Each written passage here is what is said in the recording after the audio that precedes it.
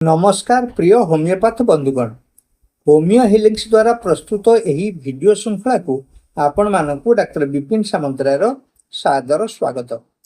बंधुगण, मान्यगण्य होमिओ चिकित्सक मानक द्वारा प्रदत्त ट्रायोजिन होमिओपैथी औषध मानक विषय आम यही श्रृंखला आलोचना करुचे एवं आज हूँ यार तृतीय सोपान।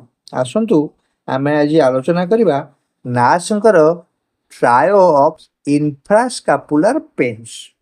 एथिरे तीनिटी औषध अंतर्भुक्त सेमाने हेले चेलिडोनियम, चिनोपोडियम एंटीहेलमिटिकम एवं चिनोपोडाई ग्लोकाई।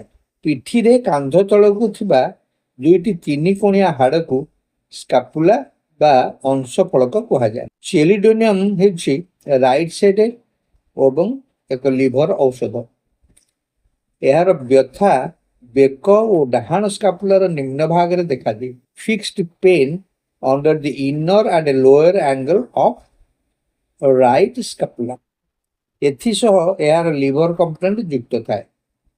कोष्ठकाठिन्य सहित यह अत्यंत गरम एपरिक डह डह गरम खाद्य पानीय इच्छा करे। यार जिह्वा येलो कोटेड होता है। चिनोपोडियम एंटीहेलमिटिकम लक्षण है intense pen under the right scapula near the spine and chest. यही औषध हुकवर्म और राउंडवर्म उपादेय। यार अन्य एक विचित्र लक्षण होउछि यह मनुष्यर स्वर भल भाव शुणी पारे ना, मात्र हाई पिच्ड साउंड यथा जानवाहन शब्द प्रति संवेदनशील होता है। चिनोपोडियम ग्लोकाई लेफ्ट साइड स्कापुलार इनर एंगल रे सीवियर पेन पाऊ जहाँ छाती आड़ को व्यापे। Severe pain radiating from lower inner angle of left scapula to chest. एबे आसंतु नासंकर ग्लैंडुलर अफेक्शन रो ट्राय को जिबा। ग्लैंड रो स्टोनी हार्डनेस पई से तीनिटी औषध हेउछंती कार्बो एनिमेलिस, ब्रोमियम एवं कोनियम। साधारण रु कैंसरस अफेक्शन पर्यंत यही औषध गुड़िक कार्यकारी होता है। कार्बो एनिमेलिस स्क्रोफुलस और भेनस कंप्लेंट पाई उपयोगी होता है। स्क्रोफुलस अर्थ ग्लैंडुलर अफेक्शन। यार राइट साइड ब्रेस्ट ट्यूमर रे बर्निंग और कटिंग पेन देखा दिए।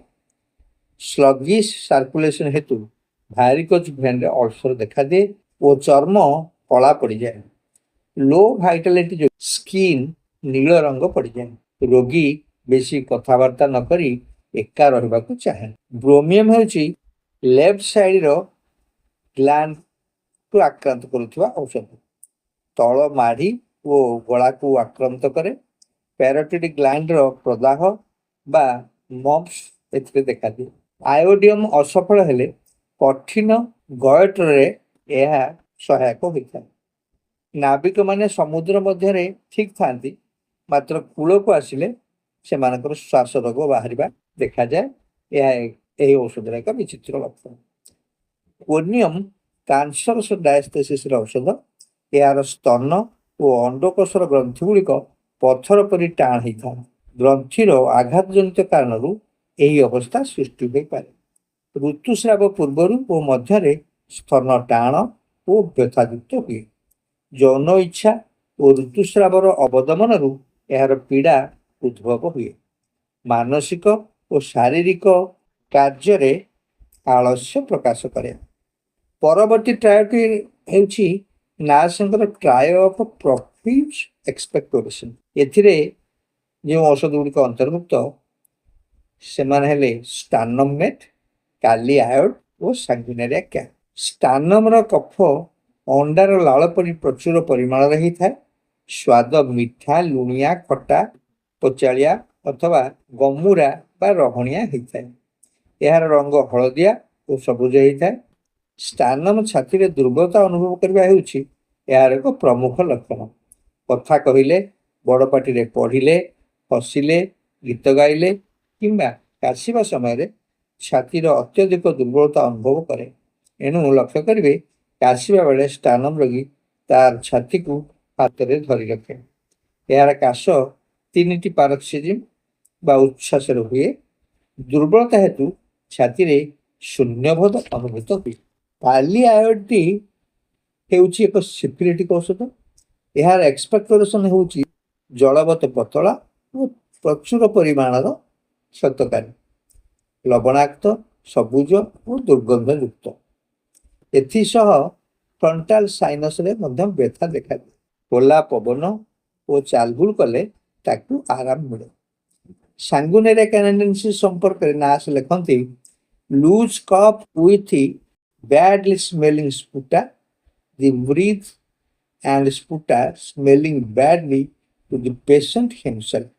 ସାଧାରଣତଃ ବ୍ରୋଙ୍କାଇଟିସ୍ ବା ନ୍ୟୁମୋନିଆ ପରେ ଏହି ଲକ୍ଷଣମାନ ଦେଖେ। କାଲି ଆୟୋଡ ପରି ଏହାର ଷ୍ଟର୍ଣ୍ଣମ ପଛରେ ବ୍ୟଥା ଅନୁଭୂତ ହୁଏ। ତେବେ ସାଙ୍ଗୁନେରିଆ ଏହାର ଡାହାଣ ପାଖ ମୁଣ୍ଡ ବ୍ୟଥା, ଡାହାଣ କାନ୍ଧର ବାତବ୍ୟଥା ଓ ଗାଲର ରେଡନେସ୍ ପାଇଁ ଜଣାଶୁଣା। ଏବେ ଆସନ୍ତୁ ଟ୍ରାଏ ଅଫ୍ ରେଷ୍ଟଲେସନେସ୍ ରେମେଡିକୁ ଯିବା। ଏମାନେ ହେଲେ ଏକୋନାଇଟ୍, ଆର୍ସେନିକ୍ ଆଲବମ୍ ଏବଂ ରଷ୍ଟକ୍ସ। ଏହି ତିନିଟି ଔଷଧ ଅତ୍ୟନ୍ତ ଅସ୍ଥିର। ଅବଶ୍ୟ ଅନ୍ୟାନ୍ୟ ଔଷଧମାନଙ୍କର ମଧ୍ୟ ଅସ୍ଥିରତା ଦେଖାଦିଏ, ମାତ୍ର ଏହି ତିନିଟି ପ୍ରମୁଖ ଔଷଧ ବିଷୟରେ ଆମେ ଆଲୋଚନା କରିବା ଓ ସେମାନଙ୍କ ମଧ୍ୟରେ ଥିବା ସୂକ୍ଷ୍ମ ପାର୍ଥକ୍ୟଗୁଡ଼ିକୁ ଧ୍ୟାନ ରଖିଲେ ଆମେ ଉପଯୁକ୍ତ ଔଷଧ ନିର୍ବାଚନରେ ସକ୍ଷମ ହୋଇପାରିବା।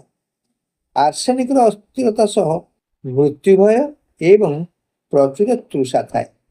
ଏହାର ବହୁତ ଝାଳ ବାହାରେ ଓ ଗୁରୁତ୍ୱପୂର୍ଣ୍ଣ କଥା ହେଲା ଅସୁସ୍ଥତାର ପରିମାଣ ତୁଳନାରେ ଏହାର ଅତ୍ୟଧିକ ଦୁର୍ବଳତା ଦେଖାଦିଏ।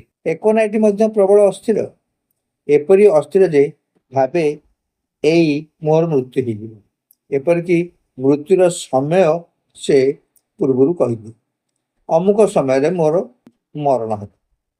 ଆର୍ସେନିକ ପରି ଏହାର ପ୍ରଚୁର ଝାଳ ବାହାରେ ନାହିଁ କିମ୍ବା ଆର୍ସେନିକ ପରି ଏହାର ପ୍ରବଳ ଦୁର୍ବଳତା ଦେଖାଦିଏ ନା, ଯଦିଓ ଏହାର ମୃତ୍ୟୁଭୟ ଆର୍ସେନିକ ଅପେକ୍ଷା ବେଶୀ। ରଷ୍ଟକ୍ସ ମଧ୍ୟ ଅସ୍ଥିର, ମାତ୍ର ଏକୋନ୍ ଓ ଆର୍ସେନିକ ପରି ଏହାର ଅସ୍ଥିରତା ମାନସିକ ନ ହୋଇ ଶାରୀରିକ ହୋଇଥାଏ। ସ୍ଥିର ହୋଇ ରହିଲେ ତାହାର ଶାରୀରିକ ବ୍ୟଥା ବଢ଼ୁଥିବାରୁ ସେ ଅସ୍ଥିର ଭାବରେ ଏପଟ ସେପଟ ହେଲେ ଉପଶମ ପାଏ। ବିଶ୍ରାମ ବା ନିଦ୍ରା ସମୟରେ ଏହାର ବ୍ୟଥା ଓ ଅସ୍ଥିରତା ବୃଦ୍ଧି ପାଏ। ଆହାର୍ସର ବୃଦ୍ଧି ମଧ୍ୟାହ୍ନ ଓ ମଧ୍ୟରାତ୍ରିରେ ହେଉଥିବା ବେଳେ ଏକୋନ୍ର ବୃଦ୍ଧି ଶୁଖିଲା ଥଣ୍ଡା ପବନ ସମ୍ପର୍କରେ ଆସିବା ଏବଂ ମ୍ୟୁଜିକ୍ ଶୁଣିବା ଯୋଗୁଁ ହୋଇଥାଏ। ରଷ୍ଟକ୍ସ କିନ୍ତୁ ଆର୍ଦ୍ର ଥଣ୍ଡା ଦ୍ୱାରା ଆକ୍ରାନ୍ତ ହୁଏ, ଯେପରି ବର୍ଷା ଦିନେ ଏହାର ବୃଦ୍ଧି ପାଏ।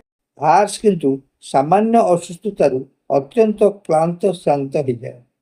ଏବେ ଏମାନଙ୍କର ଶୋଷ କଥା ବିଚାରକୁ ନେବା।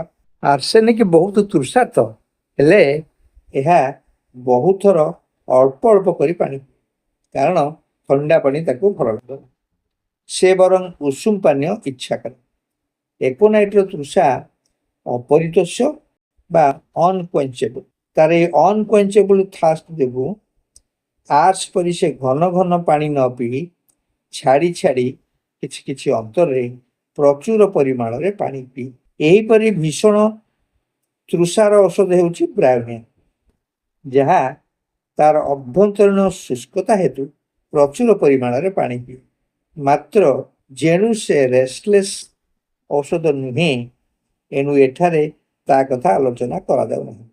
ଏବେ ବ୍ରାୟୋନିଆ କାହିଁକି ରେଷ୍ଟଲେସ୍ ବା ଅସ୍ଥିର ନୁହେଁ କୁହନ୍ତୁ ଯେ? କାରଣ ବ୍ରାୟୋନିଆର ପ୍ରମୁଖ ଲକ୍ଷଣ ହେଲା ଆଗ୍ରାଭେସନ ଫ୍ରମ୍ ମୋସନ, ଅର୍ଥାତ୍ ଗତିରୁ ଦୁର୍ଗତି। ସାମାନ୍ୟ ହଲଚଲ ହେଲେ, ଜୋରରେ ନିଶ୍ୱାସ ନେଲେ, କଥା କହିଲେ ତାର କଷ୍ଟର ବୃଦ୍ଧି। ଏଣୁ ସେ ନିଶ୍ଚଳ ହୋଇ କାଠଗଣ୍ଡିଟେ ପରି ଚୁପଚାପ ପଡ଼ି ରହିବାକୁ ଚାହେଁ। ବିଚିତ୍ର ଏଇ ଔଷଧମାନଙ୍କର ଚରିତ୍ର ସତ୍ୟ। ଯଦି ଜିଭକୁ ଆପଣ ଦେଖିବେ, ଏକୋନାଇଟ୍ର ଜିହ୍ୱା ଓ ଆର୍ସର ଜିହ୍ୱା ଲାଲ ଦିଶେ, ମାତ୍ର ରଷ୍ଟକ୍ସର ଜିଭର ଅଗ୍ରଭାଗ ତ୍ରିଭୁଜାକାରରେ ଲାଲ ଦିଶେ, ଯାହାକୁ ଆମେ ଟ୍ରାଙ୍ଗୁଲାର ରେ ଟିପ୍ ଅଫ୍ ଦି ଟଙ୍ଗ ବୋଲି କହୁ। ଆର୍ସେନିକର ଅନ୍ୟ ଏକ ବିଶିଷ୍ଟ ଲକ୍ଷଣ ହେଉଛି ଏହାର ବ୍ୟଥା ସମୂହ ଜ୍ୱାଳାକର। ଚର୍ମ ହେଉ ବା ଦେହ ଅଭ୍ୟନ୍ତରରେ ହେଉ, ଭୀଷଣ ଜ୍ୱାଳାଯୁକ୍ତ ବ୍ୟଥା ହୋଇଥାଏ। କିନ୍ତୁ ଏହି ଜ୍ୱାଳାଭାବ ସଲଫର ବା ଫସଫରସ୍ ପରି ଥଣ୍ଡା ପାନୀୟ ବା ଥଣ୍ଡା ପ୍ରୟୋଗରେ ଉପଶମ ହୁଏ ନାହିଁ। ବିଚିତ୍ର ଭାବେ ଏହା ଗରମ ପାନୀୟ ବା ଉତ୍ତାପ ପ୍ରୟୋଗ ଦ୍ୱାରା ଉପଶମ ହୁଏ। କେବଳ ମୁଣ୍ଡ ବ୍ୟଥା ହେଉଛି ବ୍ୟତିକ୍ରମ। ଆସର ମୁଣ୍ଡ ବ୍ୟଥା ଥଣ୍ଡା ପ୍ରୟୋଗରୁ ଆରାମ ଲାଗେ। ଫସଫରସର ପେଟ ଜ୍ୱାଳା ଥଣ୍ଡା ପାନୀୟ ଏପରିକି ବରଫ ଶୀତଳ ଜଳରେ ଆରାମ ପାଏ। ଏକଥା ଆମେ ସମସ୍ତେ ଜାଣନ୍ତି। ରୋଗର ନାମ ଯାହା ହେଉନା କାହିଁକି ଅସ୍ଥିର ଭାବ ଓ ଚାରିତ୍ରିକ ଲକ୍ଷଣ ଗୁଡ଼ିକ ଯଦି ଉପରୋକ୍ତ ଔଷଧ ଗୁଡ଼ିକୁ ନିର୍ଦ୍ଦେଶ କରେ ତେବେ ସାଫଲ୍ୟ ଯେ ନିଶ୍ଚିତ ଏଥିରେ ସନ୍ଦେହ ନାହିଁ। ଏଣୁ ଏହି ବିଶିଷ୍ଟ ଲକ୍ଷଣମାନଙ୍କୁ ଆମେ ମନରେ ସାଇତି ରଖିବା ଅତ୍ୟାବଶ୍ୟକ। ପରବର୍ତ୍ତୀ ଟ୍ରାୟ ହେଉଛି ଟ୍ରାୟ ଅଫ୍ ଡେଲିରିୟମ୍। ପ୍ରଳାପ ବା ଡେଲିରିୟମ୍ is a serious sudden onset state of acute confusion and altered consciousness ଅର୍ଥାତ୍ ବ୍ୟକ୍ତିର ଚୈତନ୍ୟ ବିକୃତ ହୁଏ।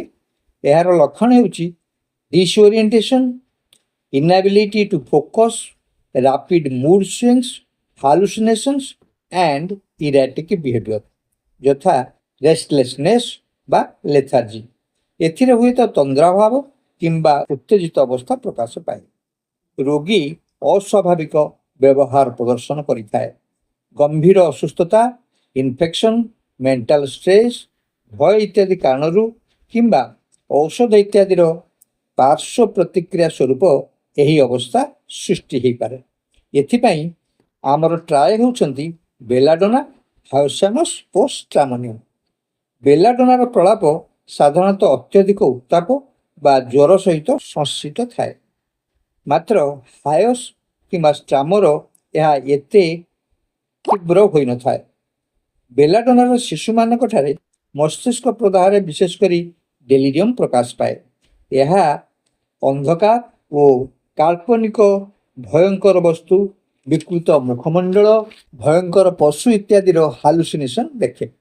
ଶିଶୁ ହୁଏତ ଭୂତ ଭୂତ, ବିଲେଇ ବିଲେଇ ଏହିପରି ଚିତ୍କାର କରିବାର ଦେଖାଯାଏ। ଆଲେନଙ୍କ କି ନୋଟ୍ ଦେଖନ୍ତୁ। Imagines he sees ghost, hideous faces and various insects, black animals, dogs, wolves. ପୁଣି violent delirium, disposition to bite, spit, strike and tear things, breaks into fit of laughter and gnashes the teeth, wants to bite and strike the attendants, tries to escape.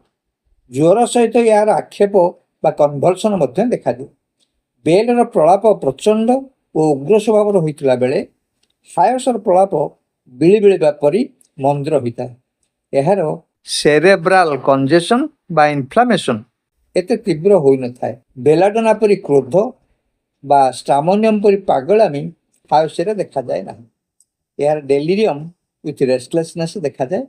ଜମ୍ପସ୍ out of bed, tries to escape, makes irrelevant answers, thinks he is in the wrong place, talks of imaginary doings but has no wants and makes no complaints. ଏହା ସସ୍ପିସିୟସ୍ ହେଇଥିବାରୁ ଏହାର fears of being alone, poison, fear of being beaten, being sold, to eat or drink, to take what is offered ଲକ୍ଷଣ ଗୁଡ଼ିକ ଦେଖାଦିଏ।